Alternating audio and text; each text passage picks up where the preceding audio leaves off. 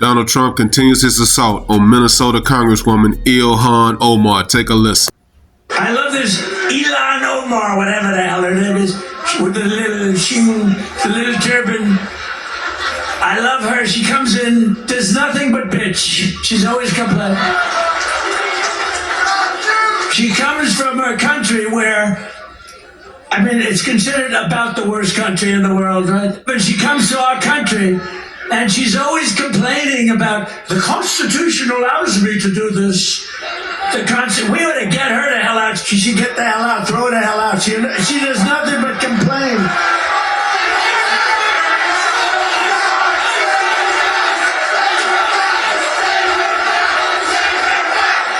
But he didn't stop there. He also started talking about the people coming into the country and why America keeps taking in the worst of the worst. Take a listen. Why is it we only take people from shithole countries, right? Why can't we have some people from Norway, Sweden, just a few? Let's have a few. From Denmark, do you mind sending us a few people? Send us some nice people, do you mind? But we always take people from Somalia, places that are a disaster, right? Filthy, dirty, disgusting, ridden with crime. The only thing they're good at is going after ships. Now, when news outlets like the Washington Post, CNN, MSNBC reported what he said, the White House denied it.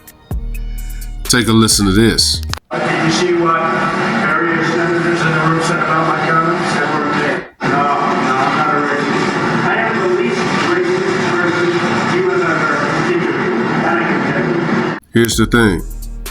I'm all for people being called out when they're doing things that's illegal and that's hurting the country and hurting the American people. Now, Ilhan Omar and the governor of Minnesota have been accused of stealing billions and billions of dollars from the United States and the American people.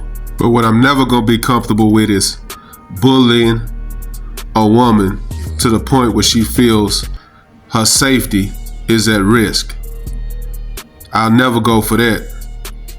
And nobody and no man that I'm around would ever go for something like that. Now, yes, call somebody out on something when they do dirt, yes, no problem.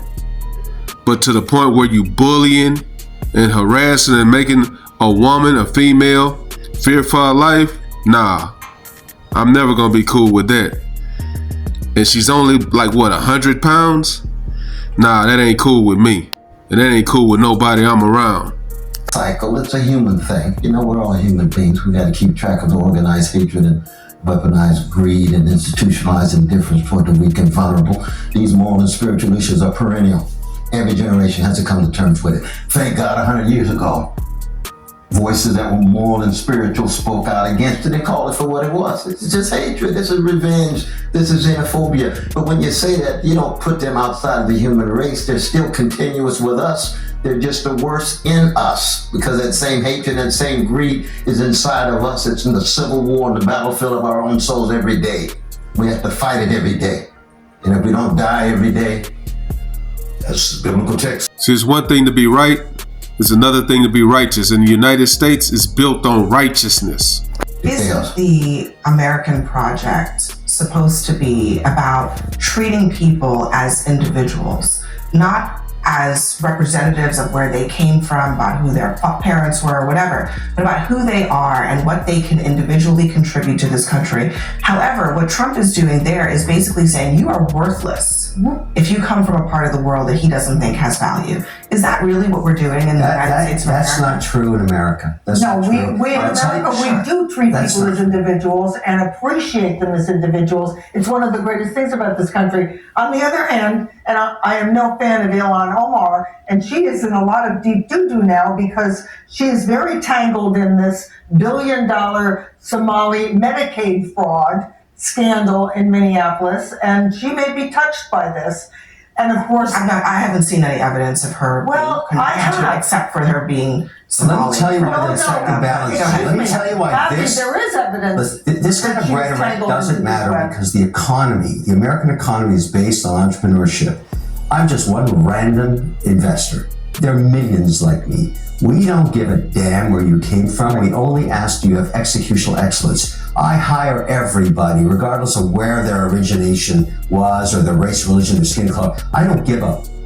It doesn't matter. If you can actually execute, you fit in an American company. And that exists today regardless of who's the executive. I don't agree with those comments, but it's the economy that saves us all. The 200 years of success, the number one economy on earth, driven by every race and color and religion because of executional skills. Nothing else. That's it. Yeah, I could not agree more.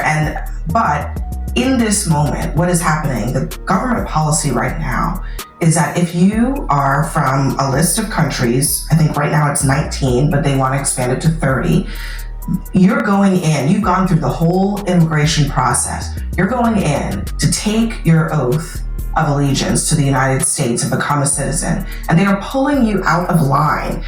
The executive director of an immigration organization says, we have 15 clients whose oath ceremonies have been canceled. They were fully vetted and approved. We have others whose interviews have been canceled. They're all from those 19 countries.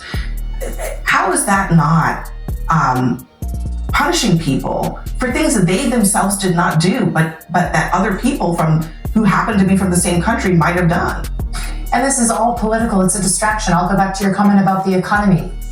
People that were watching that rally, even the people standing behind, at the end of the day, all they care about is the economy. Can they pay their bills right now? Can they afford the squeeze that they are feeling every single day? Donald Trump doesn't like to tackle things that are difficult. Healthcare, inflation, tariffs, dealing with foreign countries. These are tough issues, policy issues. So what does he do? He makes fun of people. He goes after people, particularly women, and particularly women of color, which is just so offensive on so many levels that he goes after female journalists. He goes after members of Congress. You see him doing it with Nancy Mace, with Marjorie Taylor Greene, and I'm naming Republicans right now. It's a perpetual problem and pattern that he has, and it's a distraction from the economy, which he is failing on. I do believe that people coming in from certain countries that have posed terrorist risks to us in the past should be more adequately vetted. And if listing the countries and saying people coming in from these countries must be more thoroughly researched, more thoroughly verified before they're admitted to this country, I have no problem with that because the president is also responsible for the national security of this country. But the thing is, though, you see that even all the gold in the world, no matter how many gold and cash you have, you can't have an economy unless you're also rich in the things money can't buy. Integrity, honesty. You can't even have a contract if you're dealing with gangsters. You can't even have a relationship if you're dealing with thugs. You can't have a capitalist economy without some notion of contract with people that you engage in, you have some trust in. That's the kind of stuff money can't buy. They're judged by those money rules can't buy every that. day. That's right, rule of law. They're judged by, if you are an immoral issuer and you don't believe in your customers and you do things that are not right with them, you get canceled in 2 seconds. Even your own partners in business, if you can't trust them, if that person I is think that's why the economy works. It's very transparent. But there's a spiritual and moral dimension of that that's not reducible to just having money. That's why you're at the table. You're telling me you can live without money? I'm not saying that. I'm I'm saying not a that. problem with that one. I'm not saying that. I'm saying that no economy can survive without some notion of trust and I don't think you integrity would that disagree with allows. that, I'm right? sorry, but this economy is really surviving. It's the number one economy on Kevin, earth. I don't think you would It has been disagree for 200 You years. got 40% of people in poverty too. I don't think you would disagree with what he's That's a saying smaller fundamentally, which is percentage that everything in this country is based on trust. Right? Business is based That's on built trust. into That's the what he's system. saying. But Yeah. anytime, listen, I love the narrative you're going with, but I keep reminding people it's a very simple metric, extremely measurable, cannot be denied. 52 cents of every dollar on earth every day comes to America for only one reason. People want to invest in this economy. With all of its faults, all of its problems, it is the number one destination for money from everywhere. So if they had concerns about trust, they put it in North Korea or maybe Cuba. How about Venezuela? Well, that place. So the whole point is There's a reason you can measure this. You can debate it. I love that. Right, But right. the numbers don't lie. Number uno, every year for 220 years. One I quick rest my thing. case, Your Honor. One quick I get it. There's no honor between lions and men. We understand that. As men, we kill what we eat. But at the same time, we have no problem calling out people on their BS when they doing something wrong. But to continue to harass a woman no more than 100 pounds because she's from Somalia is a bridge too far for me to overcome. Now, if she did something wrong, yeah, get her up out of here. But to make her fear for her life, as men, we don't roll like that. Let me know what you guys think. Like, comment, subscribe. Follow God, not culture.